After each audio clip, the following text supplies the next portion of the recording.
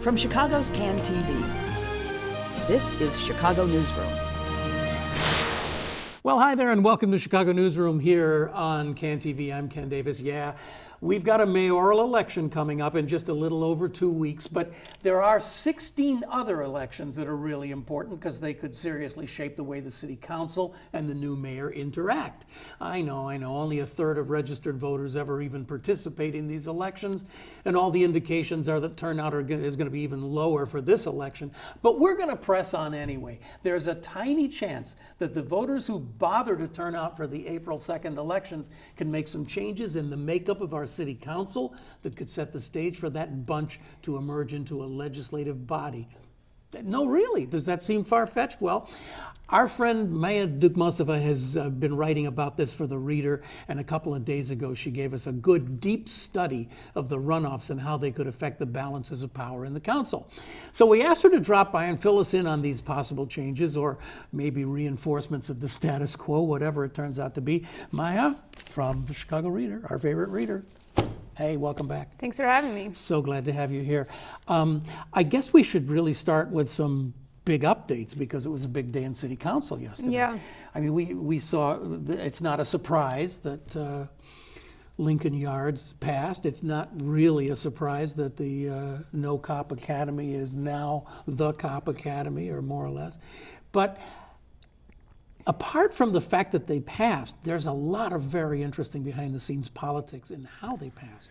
Yeah, so both of these votes had a pretty significant, for Chicago, number of no votes. Yeah. So May I read them? Lincoln yeah. Yards passed 33-14. I mean, those are numbers you just don't see. Yeah, I mean, 15 because Alderman Burke abstained, Yeah. citing Rule 14, so he's got some sort of conflict. You're putting him on the nose? Well, it's not a yes vote, so. Okay, I see what you're saying, yeah. And then Cop Academy, which was actually, believe it or not, less controversial, 38-8. Yeah, so it's interesting. First of all, I guess, like, for context, I think we should always remember that the last time we had an outgoing mayor trying to shove some sort of very important deal through city council on his way out the door was, when Richard M. Daley got the parking meter deal. I remember that, and yes. Gave away billions of dollars in future city assets to for basically pennies on the dollar. That deal had only 5 no votes. So the fact that Lincoln Yards had 14 no votes and that the Cop Academy at this stage in the game had 8 no votes, I think is not nothing for Chicago. It's for the generally spineless city council that tends to vote 100% with the mayor on whatever he wants. Yeah. This is a pretty significant amount of opposition. So in the among those people who voted no, there's kind of an interesting mix of people who are sort of progressive and folks who are not. It's not that surprising that they would go ahead and vote no with on something the mayor wants. And then there's some people who I think are feeling the heat of their upcoming re-election battles on April 2nd. So for the Lincoln Yards deal, you had, of the 14 no's, basically half of them were aldermen who faced tough re-election battles against more progressive candidates. Oh, so it wasn't so much that they didn't like Lincoln Yards, it was that they didn't like not being reelected. Yeah, so Leslie Hairston, Tony Folks, Millie Santiago, Deb Mell, Michelle Smith, Jim Kappelman, and Ariel Raboiris, all knows. Some of these people, I would not say have a history of speaking out against Lincoln Yards or kind of a history of critique of TIF deals, but they are, I think, feeling the heat in their re-election campaigns. Which I think is a really genuinely interesting development in Chicago politics. I mean, there's always been the one or two people, the dissidents in the city council, but we seem to be seeing something that I guess I'm thinking kind of ties back to the election of Donald Trump. I mean, the blue wave is a direct response to him, and this is a kind of a pale blue wave, a little mini blue wave that we're seeing actually affecting, of all things, aldermen of the city council. Yeah, and I also think that there were 3 aldermen who lost their re-election bids.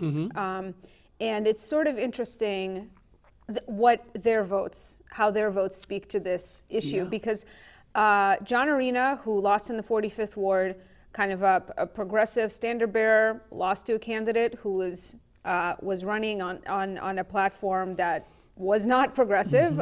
So we've lost a progressive voice. In the past, he was careful, especially around Cop Academy protests and various other votes in city council. He, I think, was much more cautious and didn't really align himself with the opposition, but he voted no on both of these deals, and he has nothing to lose really at this point. And I think he felt like he could sort of vote in line with his supposedly progressive values. But Joe Moore from the 49th Ward and Proco Joe Moreno from the 1st Ward, both of them voted yes on these deals, going out the door, which I just think it speaks to the character of these people whose political careers at this moment are kind of over. And speaking of the Cop Academy vote, I mean, again, that there were 8 no's, and I really think that we should consider the fact that this became an issue purely because of the relentless agitation and organizing of young Black and brown kids and community organizers who made this a thing. Like they turned this from like a swept under the rug, kind of barely announced mayoral initiative that was rolled out on a 4th of July weekend a couple of years ago into a litmus test on progressive values in this election, and into really a huge visible battle that's going to, that's probably energizing a new generation of organizers and activists. But they lost on this vote. But they lost big time, and a number of African American aldermen were pretty vocal yesterday of saying, okay, you had your choice. It was called an election. And all the West Side aldermen won. They got their seats back. We've talked about all of these changes going on. Well, there's an entire block of the city of Chicago where there's no change at all. Emma Mitz is still there, and it's her ward. And she's been vocal. I mean, she's been driven in her support for this thing. Yeah, and I mean, and basically they were saying, stop criticizing us. This is what we want in our community, and our people have spoken because they reelected us. Right, and it's okay, that's definitely true that all these aldermen won, and they won despite or because of their support for this project. But I think that you can't really overlook how low that voter turnout was, and the fact that these aldermen, these incumbent aldermen who vote, somebody like Emma Mitz who votes 100% of the time with the mayor, who has been that way since Richard M. Daley appointed her. They have enjoyed a tremendous amount of financial support from the mayor. They've gotten tens of thousands, hundreds of thousands of dollars into their campaign funds and associated network of campaign funds. And they were going, and I mean, the people who were agitating against the police academy, they weren't even necessarily endorsing any particular opponents. So when you looked at the election results, for example, in the 37th Ward, in Emma Mitz's ward, where the Cop Academy is going to go, where the whatever police and fire training academy is eventually going to be cited, Emma Mitz got like 7 more votes in this election than she did the last time she had a re-election and ended up in a runoff. So I mean, this is, yes, so she won her re-election, but the fact that she managed to get only 7 more votes to avoid a runoff I think speaks volumes to I don't think that that's something you can stand on and say, like, my community is 100% behind me. Like 3,000 people voted for her, basically the same basic number of people that voted for her the last time. And Tara Stamps, who was her primary opponent last time, had a massive amount of money behind her, had a massive amount of media exposure, national media exposure. This time she was basically going it alone, got in the race late, barely had any union support, barely had any money. And she still managed to get within just a few votes of another runoff. So, all credit, being given what is due, yes, she did win her re-election. Yes, these West Side aldermen won their re-elections, but I really think that what much more of a feat is the fact that this went from 0 opposition to 8 no votes in city council. No, that's all true. I just find myself kind of, I'm fascinated by going down into the numbers and looking beneath the hood or something. And this is where you see how really divided Chicago is. I mean, as we've already seen from the results of the mayoral race, it's one thing to say that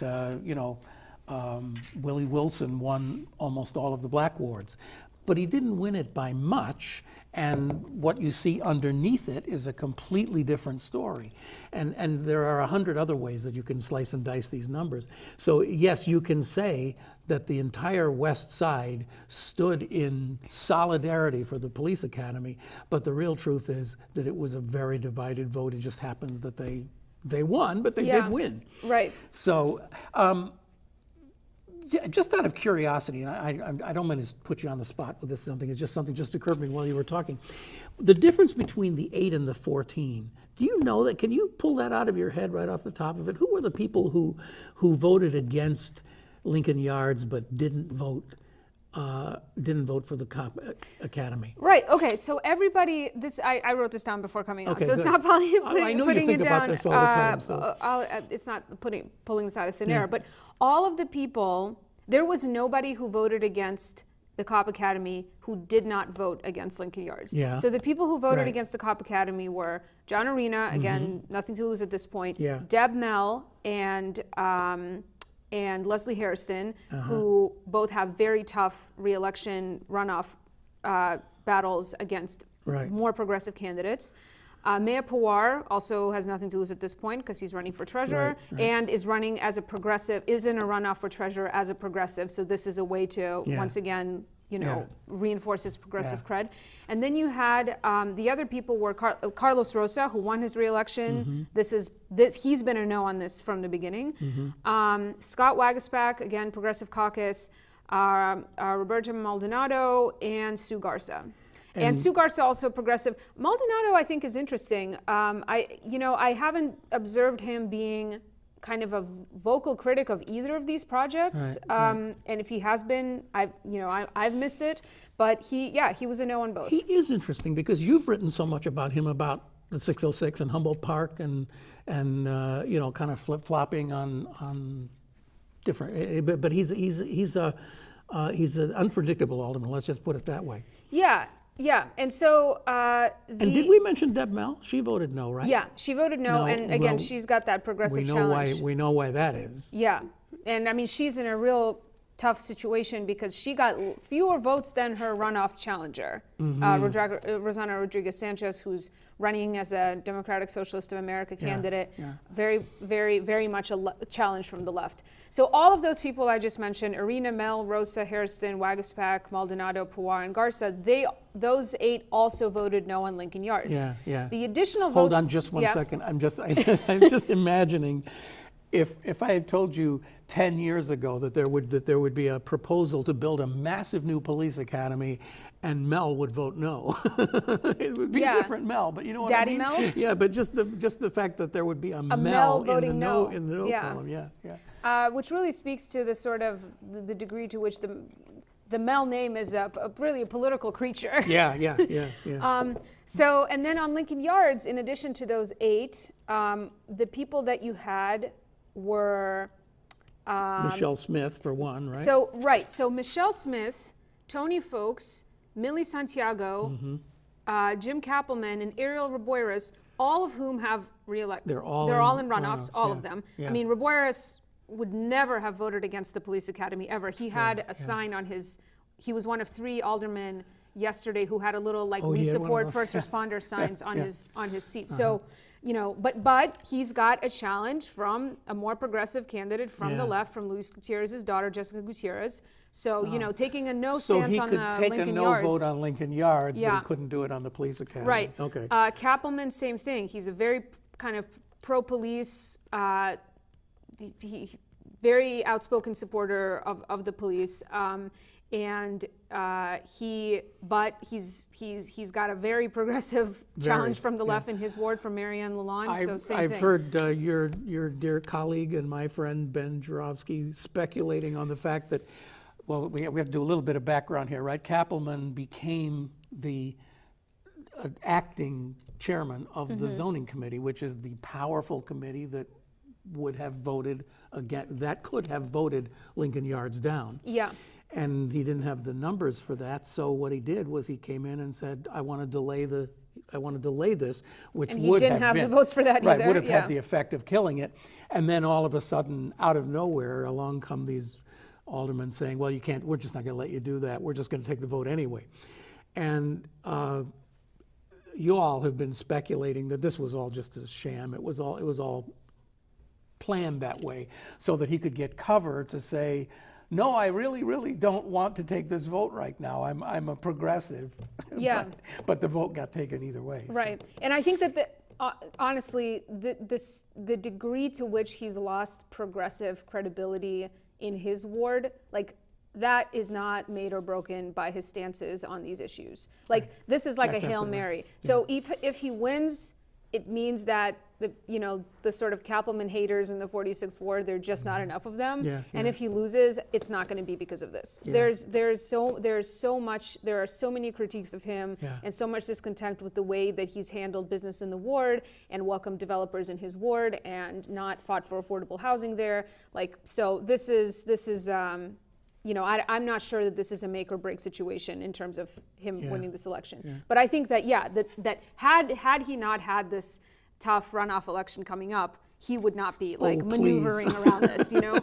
And then the other people who voted no, who don't have runoffs, was kind of an interesting bunch. So again, some of them were the same people I'd mentioned before, but then you had Sophia King and Harry Osterman. And Harry Osterman, I know for a fact, he's my alderman, and I know for a fact that he got an immense amount of pressure and lobbying from the No Cop Academy campaign. People were really, really trying to get him to come over and vote no on the Cop Academy. He's sort of been one of the voices pushing for civilian oversight of the police, not with CPAC, which is like the most comprehensive proposal for civilian oversight of the police, but with that middle ground DAPA, that's been massaged and formulated by a huge coalition of community organizations, and Osterman has been kind of a proponent of that middle way,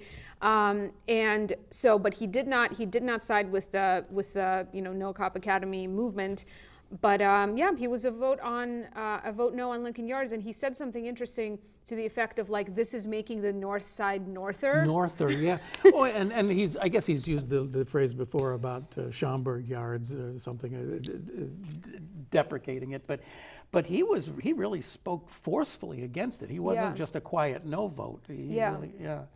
So, well, anyway, so as I said, these were two really determinate votes, because you kind of got to see where people are actually at and where they think they're being threatened from, and get a kind of a glimpse of what they think the future is going to be too, I think. Yeah, and I mean, as a lot of people who report on politics in the city and observe politics in the city consistently have reminded everyone, is like, this is all like theater. Yes. Like, these decisions were not made on the spot on the city council floor. Like, all of this was already, and Rom would have never brought these issues to a vote if he wasn't certain that he had the votes for them. Right. So I think they probably practiced their speeches for him before they went on the floor. Right.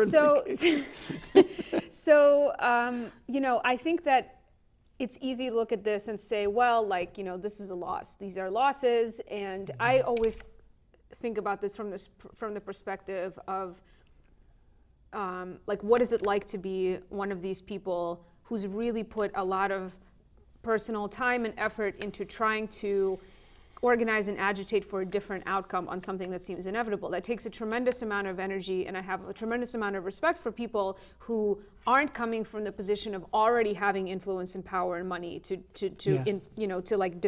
help decide how decisions are made in the city, but really bring that people power into into like opposition to various plans that the mayor might have. So, you know, this may seem like laughable and like a bunch of losses, but I do think that, you know, changing power dynamics takes a really long time, and it takes a lot of losses, and it takes a lot of experience of coalition building and community organizing, and knowing, especially on the Cop Academy, how young the people were who were waging that fight, who made that into a battle in the first place.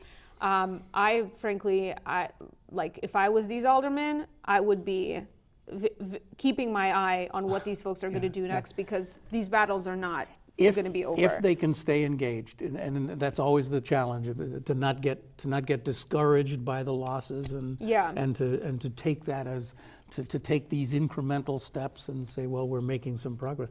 So, changing focus here for just a little bit, I'm perceiving that there's a kind of a ideological split in the progressive wing when it comes to the mayor's candidates. You know, certainly Carlos Ramirez Rosa. Ramirez. I'm getting my three-name alderman and confused. Carlos has been very vocal in his support for Toni Preckwinkle, and he's been criticized by a lot of people on the left, saying, "How can you do that? You know, our candidate is Lori and all that." So, is there something of a split going on? Yeah, and I think that the split is really fundamentally about how people view how important someone's investment in policing and the criminal justice system as it exists is. Like that's the point of the wedge is policing. And the people and the progressives who don't buy that Lori is the progressive candidate, that Lori Lightfoot is the progressive candidate, from what I've observed, it all comes down to the fact that she is not a progressive choice when it comes to criminal justice policy, based on her track record, which is the only thing she has a track record on. So I'm actually, I don't know if it's time to announce this yet or whatever, but whatever, I'll go ahead and say it. So I'm going to be co-moderating a debate between Lori Lightfoot and Toni Preckwinkle on March 30th on housing issues. Yeah, myself and Alden Lowry at WBZ. So we're going to be co-moderating this debate. Yeah. So, but it's interesting because in preparation for this, it's sort of a funny thing, because this thing will only focus on housing policy and housing issues. And it's like, there's like a variety of things to kind of challenge Toni Preckwinkle on as far as her record on housing-related issues. But then, like, there's zero record that Lori has on housing-related issues. It's stark, the degree to which Lori Lightfoot has nothing but her criminal justice record to run on, and she is painting it as, you know, I've been trying to fix the system, I've been trying to, you know, I'm a reformer, but it's only when it comes to the police stuff. And I think the people whose number one issue, if there are like single issue voters in the city whose number one issue is housing, criminal, for example. Housing, right? But in the criminal justice realm, I think people who are really progressive on that front they don't see her as progressive enough. And the people who are really, really pro-police, like your Northwest Side, Southwest Side wards, they see Lori Lightfoot as like an enemy too, because she's the FOP. Right. So like but policing is just, and criminal justice stuff is like only one aspect of this election. Right. And I think that for the other thing for the progressive kind of the more left progressive camp out there who's for Toni, I suspect that someone like Carlos Rosa is also looking at Toni Preckwinkle's record in county government, the policies she's actually pushed for, the stuff that she's actually passed, the stuff she's been a champion on, and saying like, okay, well, she doesn't have like a strangely mixed bag of like a pro-police record, and she's also got these other things going in her favor. Problem, of course, there are a lot of people that really don't see Toni as a progressive because of the taxes, but I really think that the conversation around her taxation policies and initiatives has been extremely, like, I think as journalists, not enough of a good job has been done to like really have a meaningful discussion of her record on taxes, and people just have a knee-jerk reaction saying like, oh, she's just like for taxes, but it's so much more complicated than that. There's another show to be done just on the soda tax, because I was one who thought that it was actually a very good idea. I'm in that little minority, and I was really very disappointed with the way it was executed and the way it was rolled out. I think that they tried to put too many things on the train instead of focusing just on making it a public health issue. Yeah. Especially since they're the public health people. And then when the big guys with the big money started coming in, then it was lost.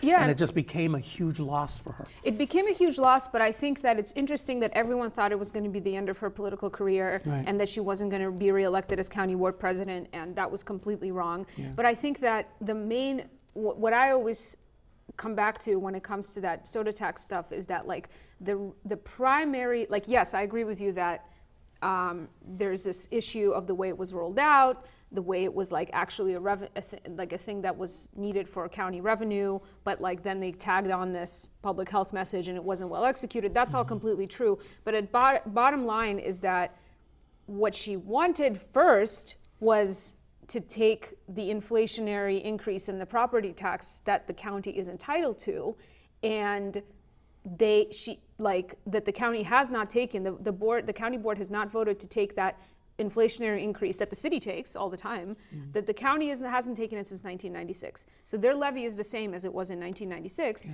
She was open to that, which would be a progressive, a progressive revenue stream, but she didn't have any kind of support for that on the county board. So then the next thing became like, well, okay, what can we tax? We can't tax services in this state, so we have to have a tax on some sort of goods. So yeah, it was a debacle. It was poorly executed, but I think that like a conversation about Toni and taxes is that she started the conversation with a progressive revenue ideas that her legislators didn't have the spine to actually get into a serious conversation about. So, well, that's really where we got to drop it. But do you want to make a prediction on the mayor's race? You don't have to.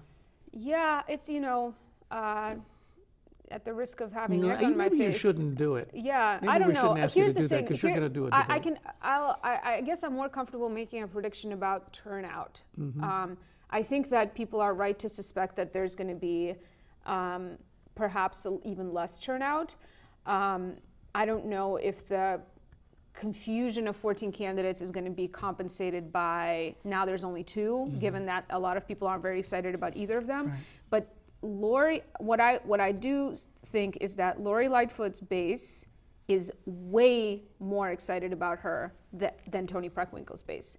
Like, I don't even know if Toni Preckwinkle has a base, frankly. And based on the results of how things shook out between the 14 candidates, her winning only a couple of wards, that says a lot about her lack of base. So I think that a lot of her votes are going to be people who are like, well, like, okay, like kind of like, not, but Lori Lightfoot's base, who are, most of them are white. These are white, wealthy people who actually aren't themselves impacted by the city's discriminatory policing, who are looking at her record, as like, oh, this was like the person that was was Rahm's police reform or whatever. They're seeing her as a progressive because they don't actually know what it feels like to be a family member of a person who's been battered or killed by a police officer, who then has to stand in front of her and try to make a plea for the police board to do something about it. So, but those people, her base is very energized. They're working hard.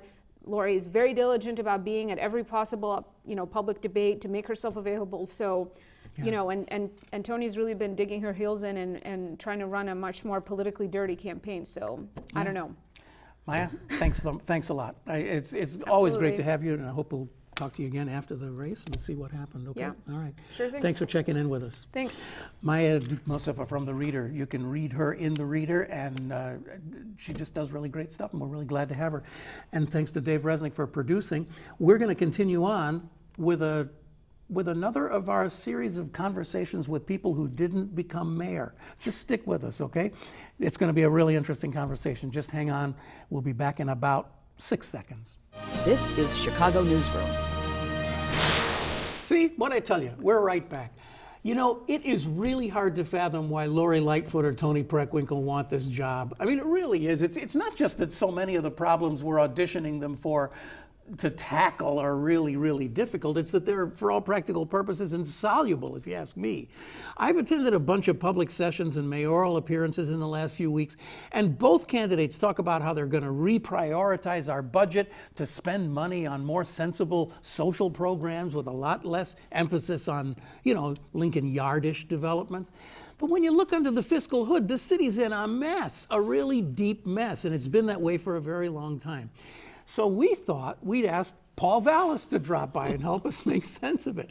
You know him, he was a mayoral candidate himself, and as you probably know, there's just something that I heard a lot during the campaign, and that was that he was the one candidate who never let up talking about the fiscal stuff and proposing plans.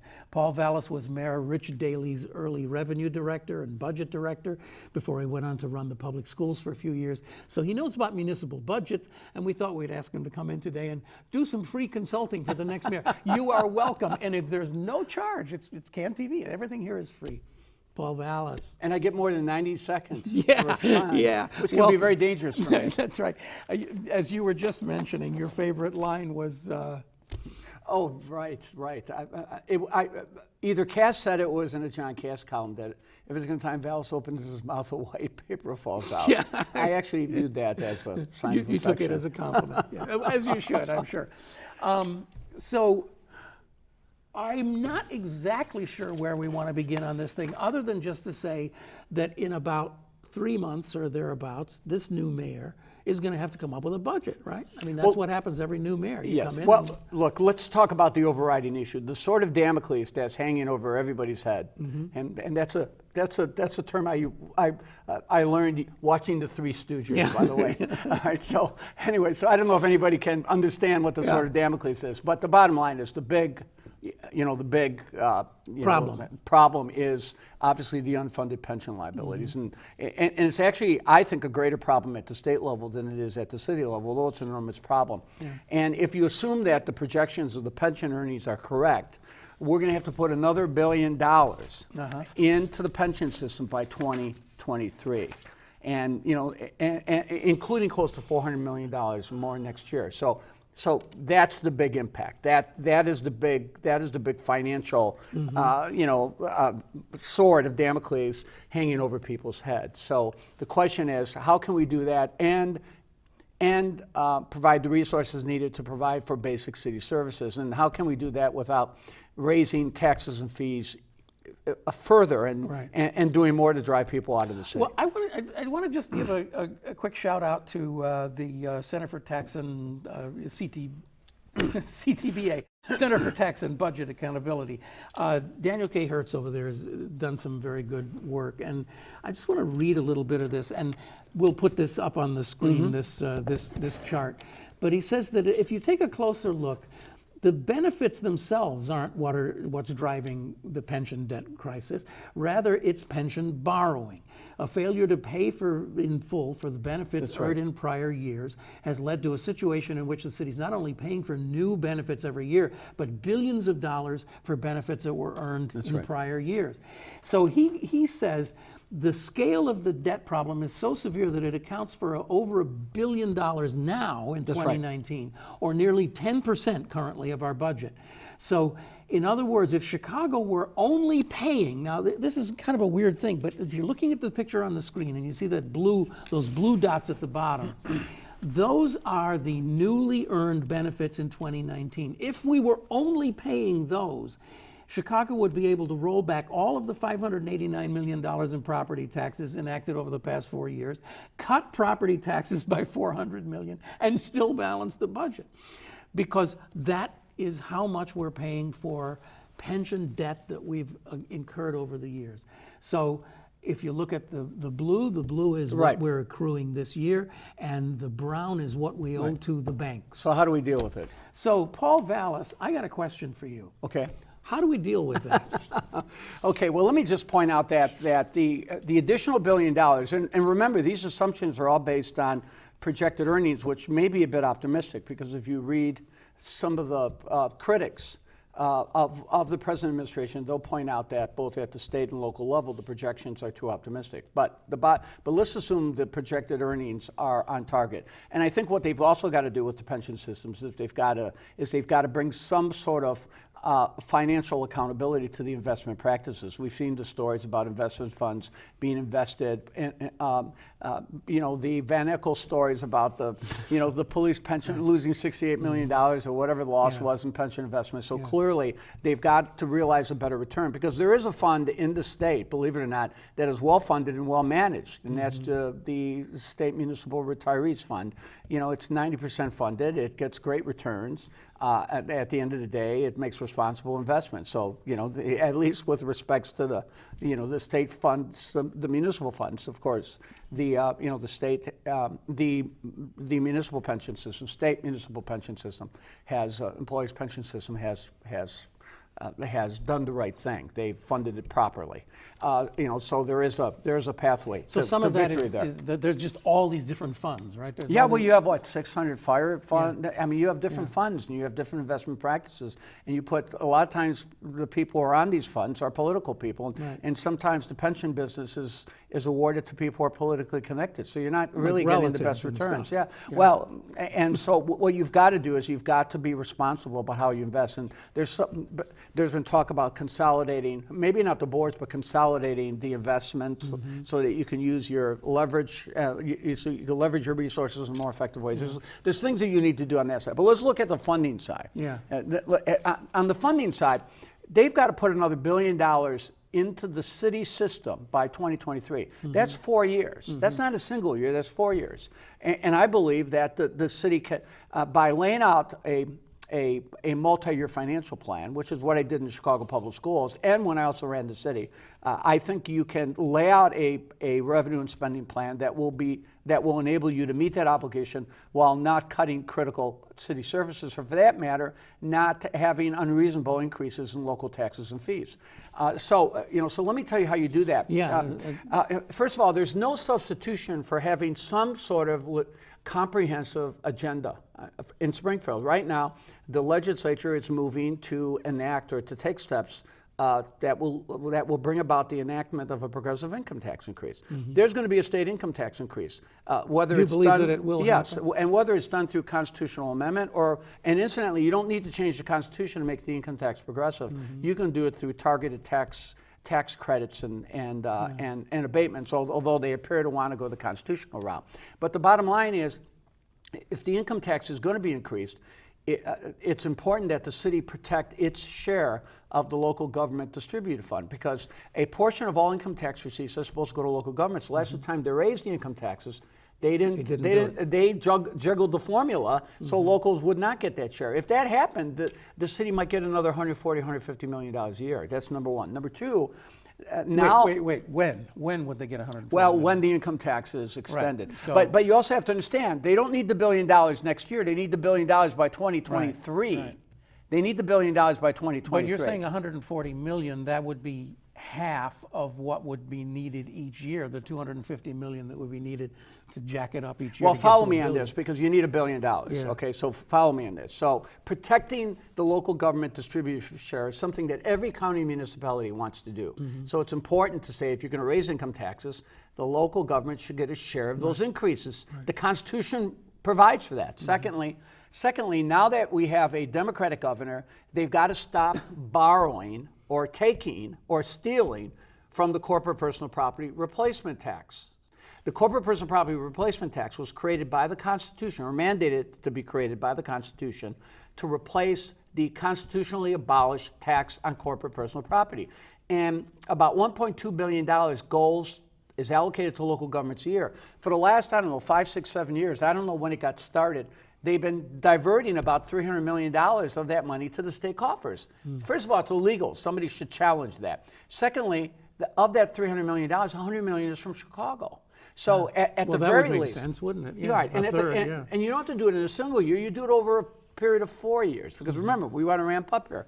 So if you were able to protect the share of new income tax revenues, so local governments would get their share, as they have historically, and if you were able to end the diversion, the illegal diversion of the corporate personal property replacement tax revenues, you would have between $250, $275 million, and instead of having a $1 billion nut, you would have closer to a $700 million nut. Now, the third thing is, the city every year should continue to chip away at the funding inequities that exists at the state level between what they put into the downstate teachers' retirement system and what they put in to the Chicago teachers' retirement system. They finally took a step in that direction in 2017. Incidentally, that step could have been taken 5 years earlier when Cuomo was governor. But the point is, I'm not saying, because the state is still paying the employee share of the downstate systems for all of their liability. Mm-hmm. For Chicago, they only pick up the cost of future liabilities. So I'm not saying that you equalize the funding overnight. You can phase it in over a 6, 7, 8, 10-year period. But if you did that incrementally, say $50 million a year compounded, then by 2022, 2023, half the money that you need to close the pension funding gap, you would have in the form of state revenue. Without tax increases. Without tax increases. That leaves you with a $500 million problem. Mm-hmm. And let me tell you,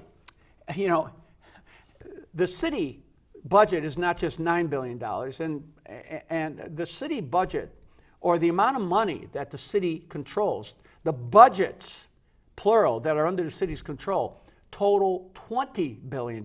That's not counting capital expenditures. The city gets $20 billion in revenue. There's the schools, the airports, the enterprise funds, the water and sewer. There's the parking. The red light cameras. No. There's. I'm talking about governmental entities. Yeah, there's the parks. Yeah. There's the CTA. There's the CHA. You see. So, the city gets $20 billion in revenues. $500 million would be about a 5 to 6% base savings in base expenditures against the city budget, the city's municipal budget, but it would be 2.5% base expenditures against all the budgets that the city has under control. But you can't take money from the CHA or I'm not saying that, parks but there's things that you can do, like reimbursements. I mean, are we maximizing our reimbursements from the enterprise funds? Are we maximizing our reimbursements from the airports?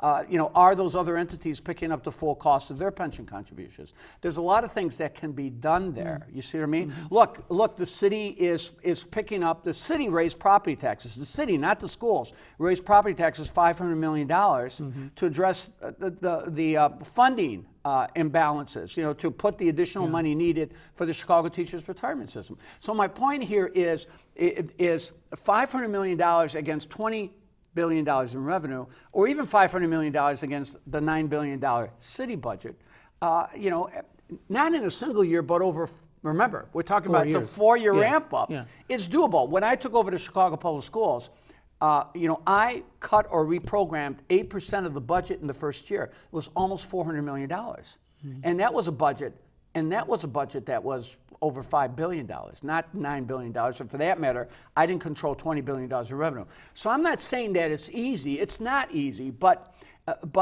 there is a pathway. The only dangers out there, as I see them, is that we hit another recession. The market hits the skids, and that the investment returns are not what they're projecting. In which case, even I don't want to say even I don't, that's a bit arrogant. I don't have an easy solution for that. Mm-hmm. But what I did in my financial plan was to show how we could balance our budget, fully fund pensions, structurally balance our budget, and in effect, develop a budget that would not rely on a increase in property taxes that would not exceed the rate of inflation or 5%, whichever is less. In other words, I feel that you can address the pension funding issue, you can in effect stabilize the city's budget and structurally balance the budget, and at the same time implement a permanent long-term property tax cap, so people are so that you're operating So that in no single budget do you ever raise property taxes beyond the rate of inflation or 5%, whichever is less. The schools statewide operate under such a cap.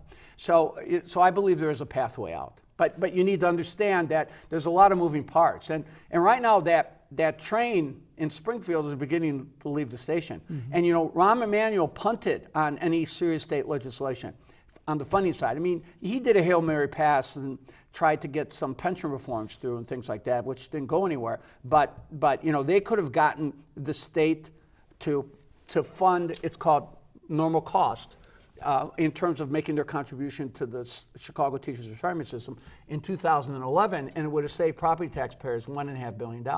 So it's important now with the new governor coming in that we have an agenda there that helps us, that at least gives us an easier financial pathway to addressing the city's financing issues without cutting city services or going out and doing draconian increases in property taxes. One of the things that Mayor Emanuel proposed was pension obligation bonds, right?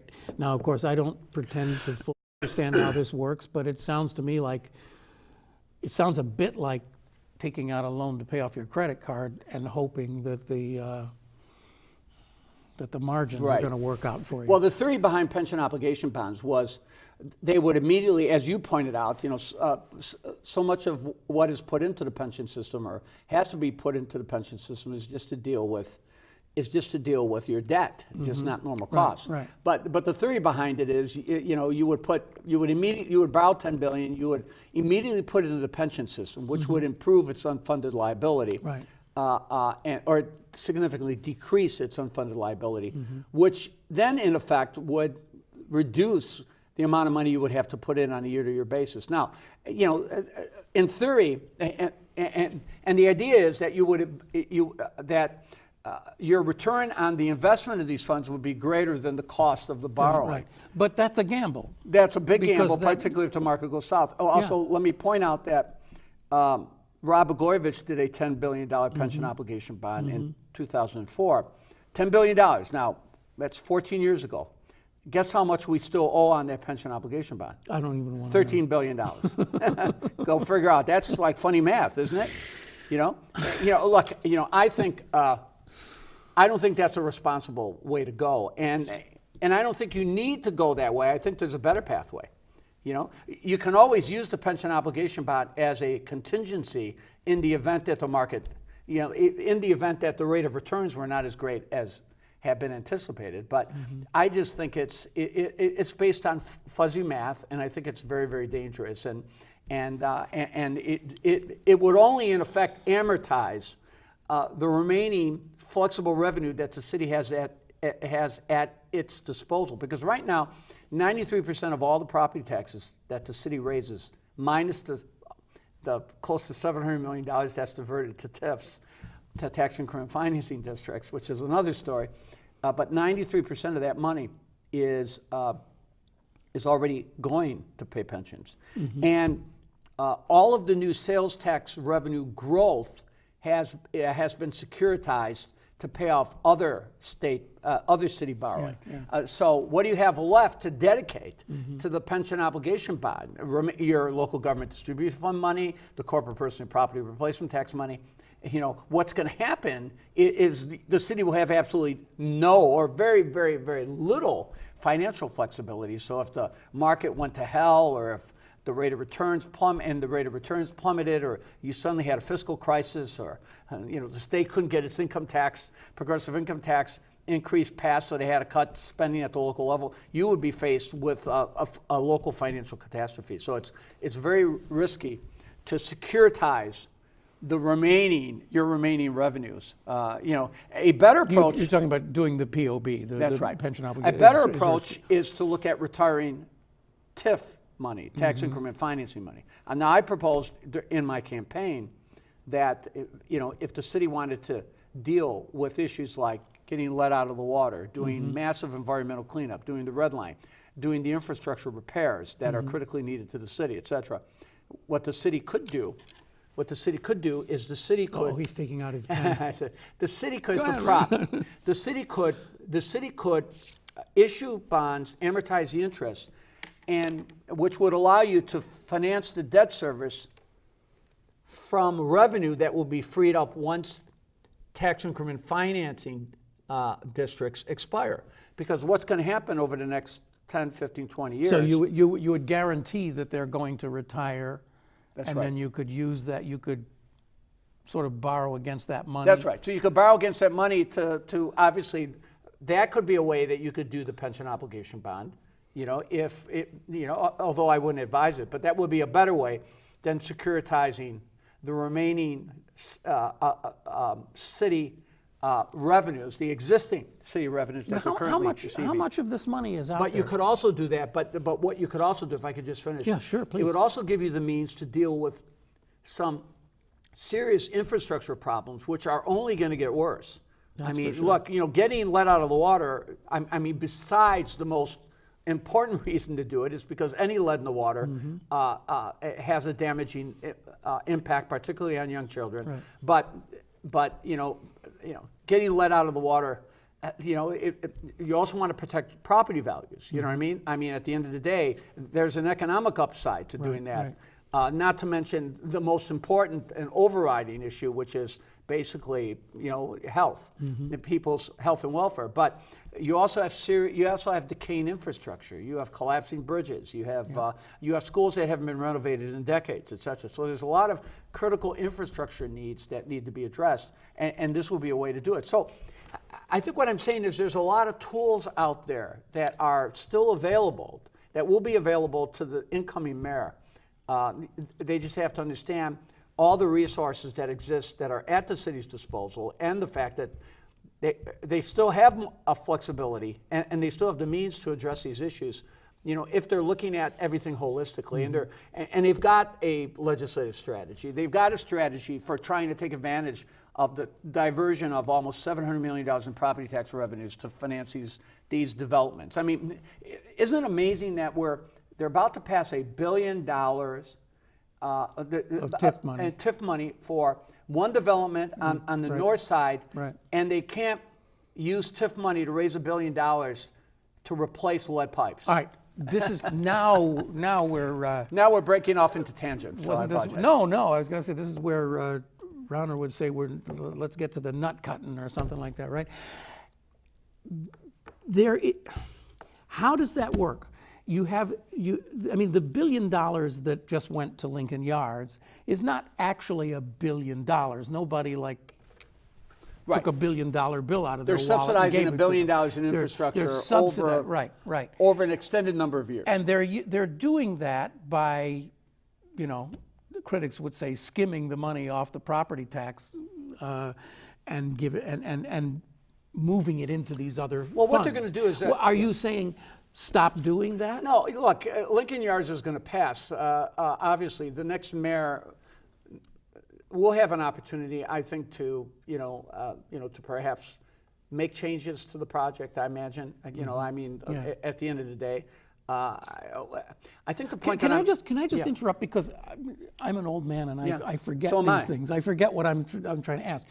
Let's just say that you could do this, and you said, oh, you know what, we're going to reverse that vote on Lincoln Yards, and we're going to take that money that we were going to give Lincoln Yards, and we're going to use that money to to float a bond that would give us $1 billion that we could put into the pensions and wipe that problem off the map? I think what I'm saying here is what they're doing is they're creating a new TIF, a tax increment financing district, so that they can earmark revenue that will be generated from that district into a fund that will finance borrowing will be entered into in order to raise money to do infrastructure repairs. So that money doesn't actually exist today. It's money. So it's future money, and so what they're doing is they'll be borrowing, but then they'll be painted off through money that's going to come through, be generated from the TIF. Now let me point out that some people say, well, that'll be new money. That'll be money that wouldn't have been generated had there not been the development. Not necessarily the case, because they're really designing the TIF, so it's already going to incorporate certain areas that are already experiencing revenue growth. But the point is, that's the theory behind it. The point that I'm making is, look, the next mayor will probably have the opportunity to weigh in on the Lincoln Park, on the Yards. Lincoln Yards development, and both candidates have been critical. Both candidates have been critical of the Lincoln Yards project. The thing that I've said, though, is what we've got to do with tax increment financing districts is we have got to commit ourselves to taking a portion of the revenues that are generated from TIFs, and I've recommended a third over the next decade, and we've got to earmark that money towards equity investments on the south side and west side, because those areas, even if you created TIFs, they wouldn't generate the capital needed because there's just no growth. Right. There's no growth because there's no initial capital investment to at least begin to germinate the type of economic activity that would, in effect, lead to a growth, the incremental growth needed to raise money through the TIF. So what I've said is you need fair share. But what I've also said is TIFs can also be a tool for addressing serious infrastructure issues and environmental issues citywide, and I'm not saying by creating a TIF for that purposes, but for issuing debt, amortizing interest, and in financing that debt with revenue that will be made available when the TIFs expire. Because the hundreds of millions of dollars that are going to be made available, you could borrow off that. I see. And put that into the pension. Right. Well, I think you deal with the pension fund in the ways that I've articulated. Yeah. I think pension obligation bonds don't work. What I want to do with that revenue is I would want to use that borrowing to deal with the city's critical infrastructure problems, like getting lead out of the water, like transportation, like dealing with the issue of the upgrade of the CTA lines, the red line, the red line extension. You know what I mean? The bridges and the roads. I mean, the point is the city has decaying infrastructure, and the city has lead pipes, and those infrastructure investments need to be made now because the long-term liabilities, our failure to address these issues in the very, very near future are going to just result in much greater cost down the road. Paul, I'm so sorry to say we've just run out of time. Oh, that was our first question, and we ran out of time. I wanted to ask you about a city-owned bank and whether that would help. Well, anytime you'd like me back, I'll be more than happy. And what advice you'd give the mayor candidates out on the campaign trail? That was the real premise for bringing you here. We never got to it. Sorry, we had got to go. It's my pleasure. Thanks for having me. Thank you very much. Paul Vallas, former budget director, former guy who ran the Chicago Public Schools, and former mayor candidate. Pleasure to have you here. I'm Ken Davis saying thanks very much for watching. Dave Resnick is our producer, and we really appreciate all the work that he does and all the rest of the crew here. It's a great little operation, and I'm proud to be a part of it. Please tune in next week. We'll do another show. We'll talk about probably what's coming up, right? This is the mayoral election. Ken Davis here. Don't forget, this is the place to go to watch all of our shows in the archive, and we'll see you next week. Bye-bye.